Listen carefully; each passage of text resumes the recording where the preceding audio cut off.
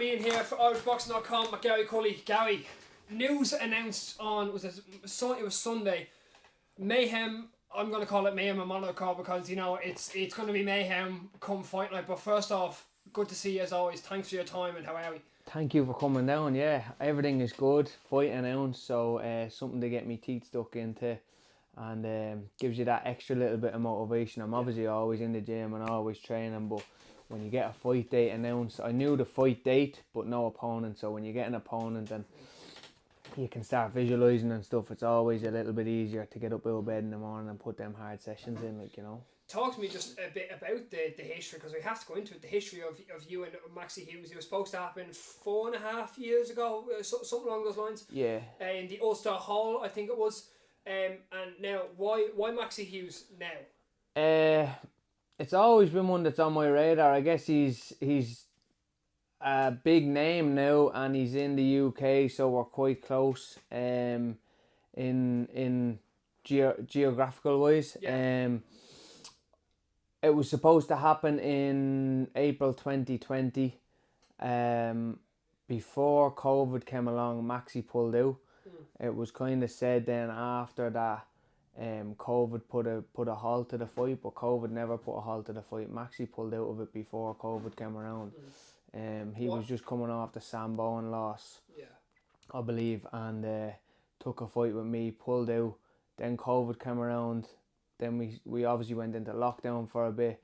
Then we started doing shows behind closed doors, and he got an opportunity to fight John O'Carroll. And he fought John O'Carroll, beat John O'Carroll, and credit to Maxi, always give him credit whenever it's mentioned.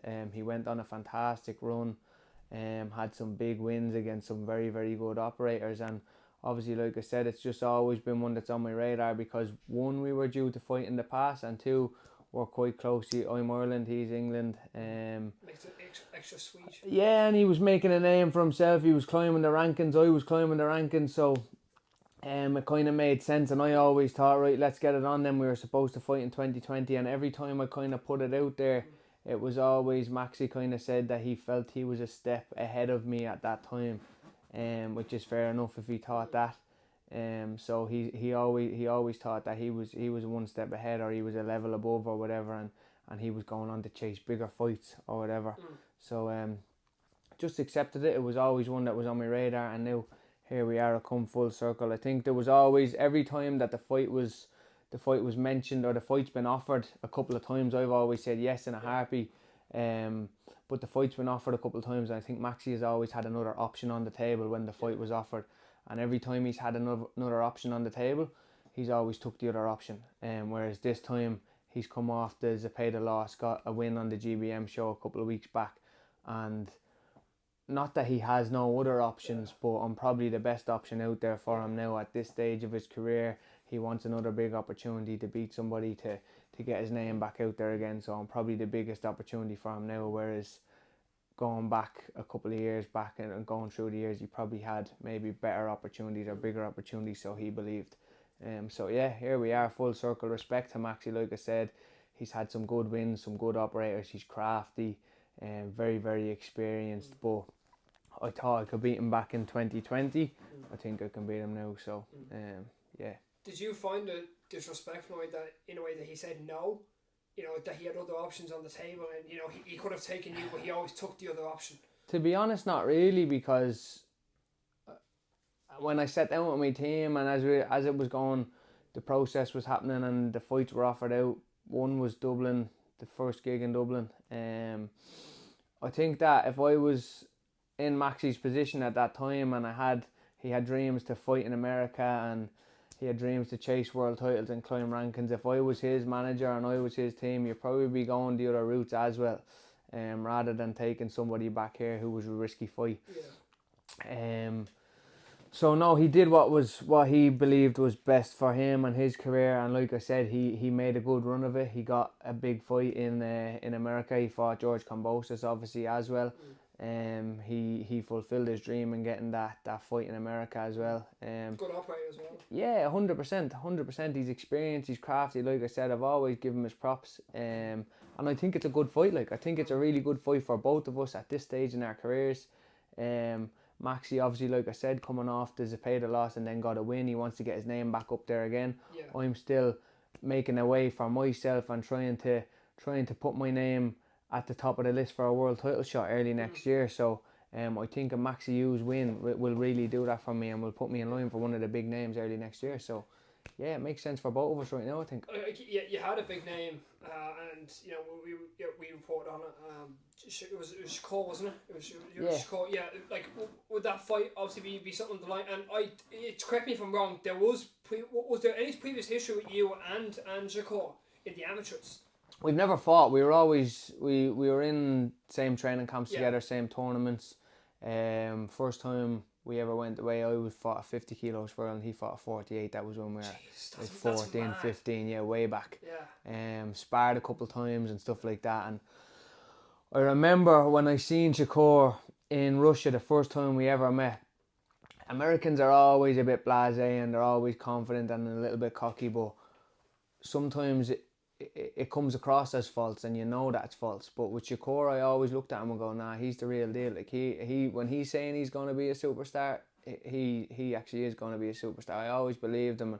I remember saying it back then when we were only 14, 15. Me and you were going to make a lot of money one time. And we're going to fight in Vegas and we're going to make a lot of money. Look, that's a mad line. It would have come full circle. Wow. Wouldn't have been in Vegas and might not be. Is that still on the table though? Might not be in Vegas now, but the fight is definitely still on the table. I'm obviously aligned with Matchroom, signed a contract with them and promoted by Matchroom, and so is Shakur now. He's obviously out injured at the moment, but a win over Maxi gets me, like I said, right up there in the rankings. Shakur is looking for his first fight under the Matchroom banner when he comes back from injury, so it's a huge fight. It will be a dream come true. Like I said, I literally manifested it back in that's mad. Whatever year it was, over maybe 15 years ago now nearly. So yeah, 100%. That's what I originally ever got into boxing for. They're mega fights, like, you know what I mean. So that's why I joined boxing when I was a kid. I wanted to be involved in them fights with the biggest names, the world champions,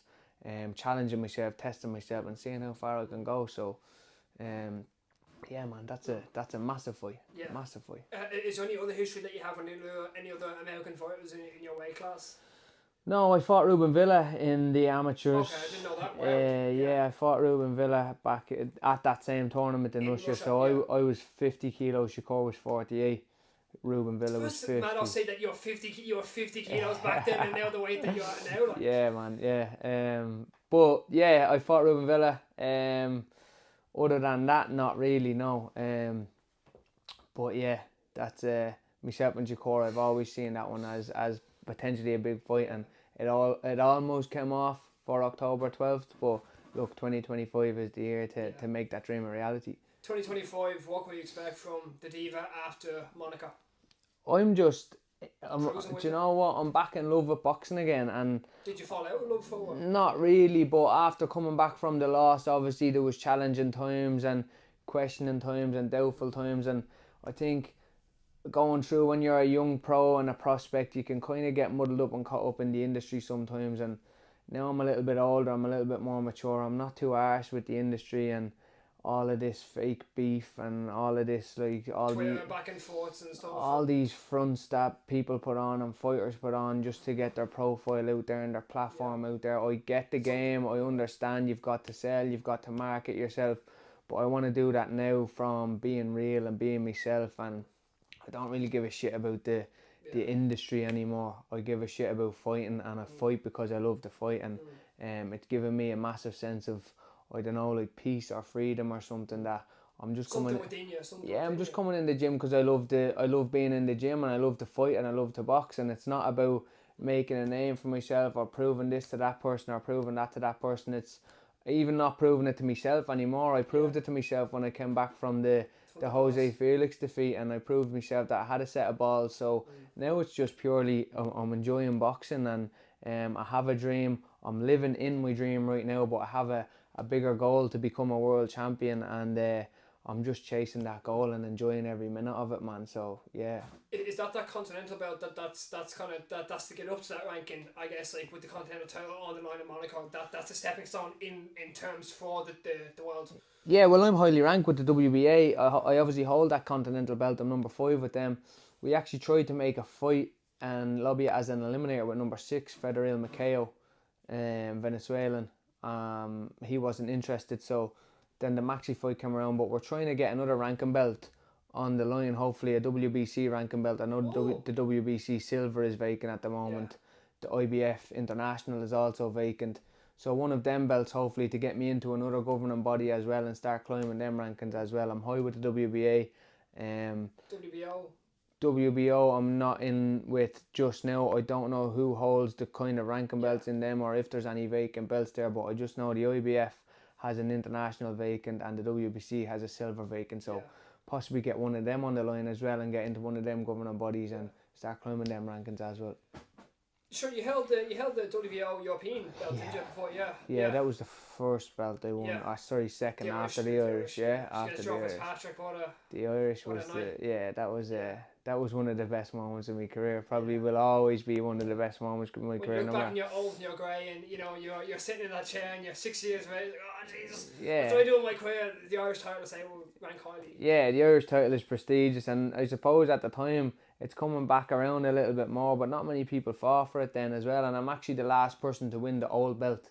Yeah. So I'll be the new belt, obviously Senan Kelly. The new belt that Senan holds and stuff, but last one to win the old belt, and it's a piece of history, isn't it? So man, I've learning in the gym since my career started, but I suppose I've really knuckled down onto learning and becoming more experienced and a more crafty fighter since I took the loss, and really realised that I had to improve certain parts of my game. So I think I want to just see them improvements in myself, and if I can see them improvements in myself and carry out the game plan that myself and Niall have been working on, I'll be happy with that. And just number one priority is get my hand raised at the end of the night.